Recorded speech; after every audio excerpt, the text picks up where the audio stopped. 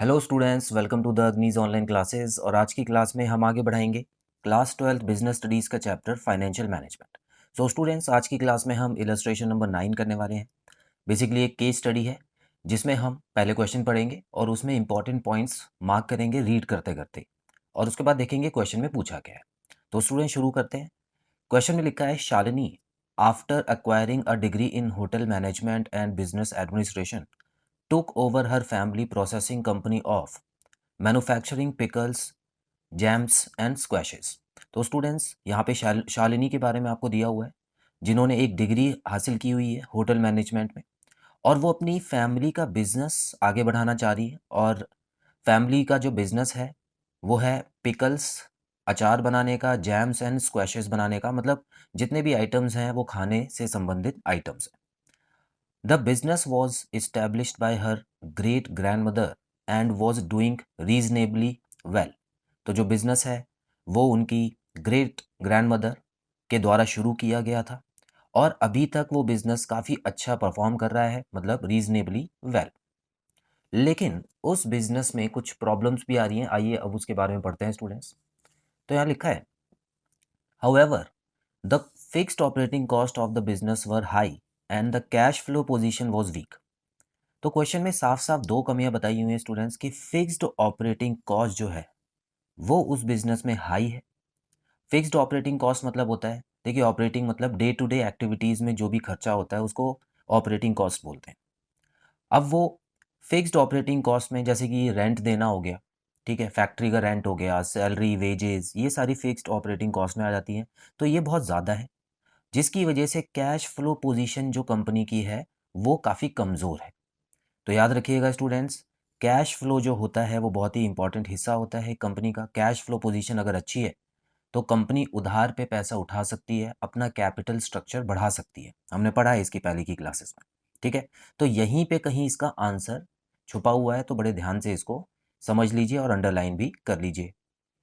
She wanted to undertake modernization of the existing business to introduce the latest manufacturing processes and diversify into the market of chocolates and candles। तो वो न सिर्फ अपने business का cash flow ठीक करना चाहती है, वो अपने बिजनेस में और प्रोडक्ट्स भी लाना चाहती है, डाइवर्सिफाई करना चाहती है, जिसमें वो चॉकलेट्स और कैंडल्स भी ऐड करना चाहती है।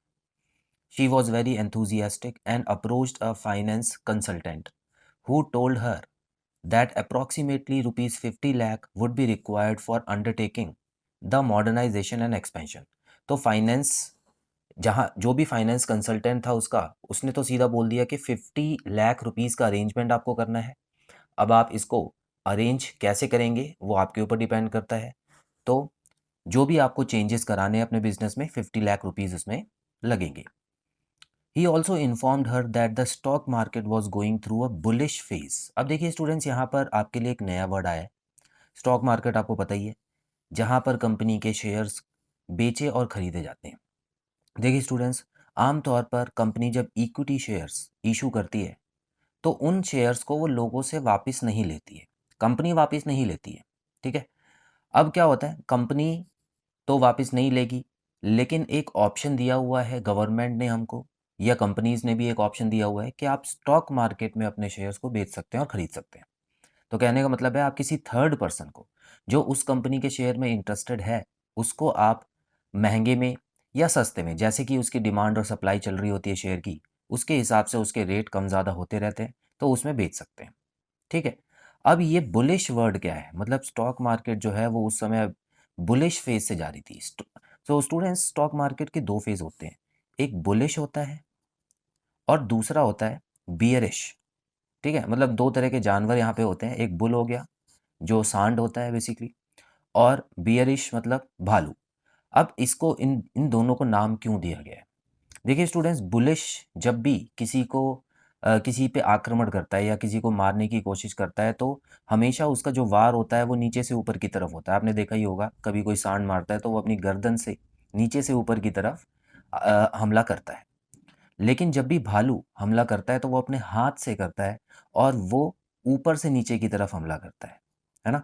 तो बुलिश मतलब हो गया स्टूडेंट्स कि मार्केट अभी ऊपर जा रही है, मतलब बुल जो है मार्केट को ऊपर खींच रहा है, और बियरिश मार्केट का मतलब होता है कि मार्केट नीचे जा रही है। अब ये दो वर्ड का मतलब आपको नहीं पता होता तो आप यहाँ पे थोड़े से कंफ्यूज हो जाते हैं, तो इसीलिए मैंने बता दिया, हालांकि आपके कोर्स में अभी है नहीं। ये जब आप स्टॉक मार्केट के बारे में आगे जाके पढ़ेंगे, अगर आप इसमें इंटरेस्टेड होंगे तो आपको बहुत अच्छे से समझ आएगा, लेकिन फिलहाल मैंने आपको बता दिया तो कोशिश कीजिए याद रखने की। तो इस समय स्टॉक मार्केट जो है वो भी अच्छी चल रही है, और स्टॉक मार्केट में इक्विटी शेयर्स जो है स्टूडेंट्स, वो खरीदे और बेचे जाते हैं। तो इसका मतलब इशारा दे दिया है, फाइनेंस कंसल्टेंट ने अपनी तरफ से एक इशारा दिया है कि आप चाहें तो यहाँ से पैसे उठा सकते हैं। ठीक है, चलिए, और हमको क्या समझ आया यहाँ पे? हमको इतना पता है स्टूडेंट्स, कैश फ्लो पोजीशन अगर किसी की अच्छी नहीं होती है, किसी कंपनी की, तो उसमें उसको डेट नहीं लेना चाहिए, है ना? पता है ना हमको? क्यों?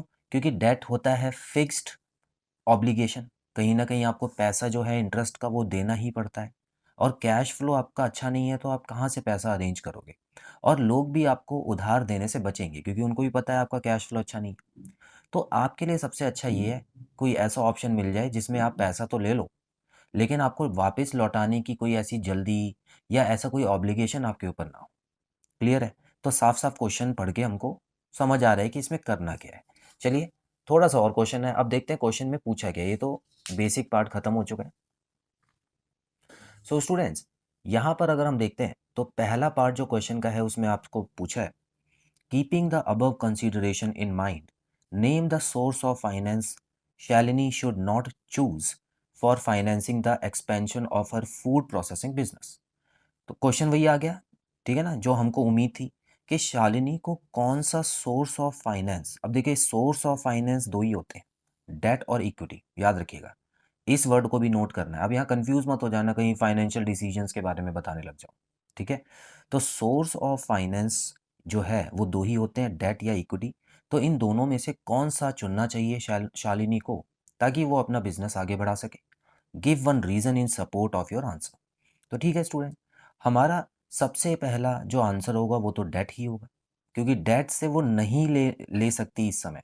ठीक है, यहाँ पर लिखा है should not choose the finance.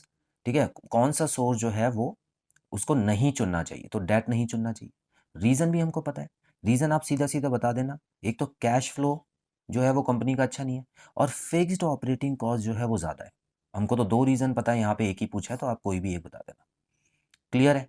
तो ये पहले क्वेश्चन का आंसर हो गया। बी, बी पार्ट में लिखा है explain any two other factors apart from दो स्टेटेड अबव। तो आपको दो और फैक्टर्स बताने हैं विच अफेक्ट शालिनीज डिसीजन। तो याद होगा हमने पिछली ही क्लास में factors affecting capital structure decision वाला टॉपिक पढ़ा था, और उसमें हमने देखा था कुल 6 पॉइंट्स थे, जिसमें मैंने आपको समझाया था कि कोई भी अगर फाइनेंशियल मैनेजर है तो उसको कैपिटल स्ट्रक्चर डिसाइड करने से पहले क्या क्या चीज़ें देख लेनी चाहिए। तो कौन कौन सी चीज़ें थी, तो आइए देख लेते हैं स्टूडेंट्स। तो यहाँ आंसर देखिए, आंसर पहला तो आपको समझ आ ही गया है, डेट, और रीज़न भी मैंने आपको बता दिया student. Due to weak cash flow position the firm may not be able to honour fixed cash payments obligation. ठीक है, बी पार्ट का आंसर देख लेते हैं। तो फैक्टर्स अफेक्टिंग शालिनीज डिसीजन के ऊपर पूरी वीडियो मैंने वैसे तो बनाई हुई है, तो आप चाहें तो वो भी देख लीजिए, मैं इसमें लिंक शेयर कर दूंगा। तो फिलहाल के लिए शॉर्ट में आपको बता देता हूँ, interest coverage ratio. Interest coverage ratio मतलब जितना भी आपके सेल्स हुई है, बेसिकली आपका ईबीआईटी, ठीक है ना, ईबीआईटी से कंपेयर करते हैं, earning before interest and tax, मतलब जितना आपको प्रॉफिट हुआ है और इंटरेस्ट कितना आपको देना है अपने डेट के ऊपर, वो रेशो अगर आपकी ज़्यादा अच्छी है तो इसका मतलब आप डेट से ले सकते हो। लेकिन यहाँ पर ये रेशो अच्छी नहीं है क्योंकि इंटरेस्ट उसका ज़्यादा लग रहा है पहले से ही। ठीक है, कॉस्ट ऑफ डेट, अगर शालिनी को लगता है कि डेट की कॉस्ट अगर कम है, सस्ते में अगर डेट मिल रहा है, उधार मिल रहा है, उस पर ज़्यादा ब्याज नहीं देना पड़ रहा, तो वो ले सकती है डेट। ठीक है, लेकिन फिलहाल उसको डेट नहीं ही लेना चाहिए, क्योंकि ये उसकी जो अभी कंपनी की हालत है वो डेट लेने वाली बिल्कुल भी नहीं। लेकिन कॉस्ट ऑफ डेट जो है वो आपका कैपिटल स्ट्रक्चर का डिसीजन लेने में मदद करता है। क्लियर है? ज़्यादा जानकारी के लिए आप वो वाली वीडियो देख सकते हैं स्टूडेंट्स। सो आई होप बहुत आसान तरीके से ये इलस्ट्रेशन आपको समझ आया। देखने में लंबा था, लेकिन देखिए थोड़ा आपको रीड ज़रूर करना पड़ेगा स्टूडेंट्स, और जब रीड करें तो ज़रूर जो आपको लगता है कि मेन रीज़न आ रहे हैं उनको ज़रूर मार्क कर लें जैसे हमने अंडरलाइन किया था। सो स्टूडेंट्स, आई होप आपको बहुत अच्छे से समझ आया। बहुत जल्द मिलते हैं अगली क्लास में। Till then bye bye.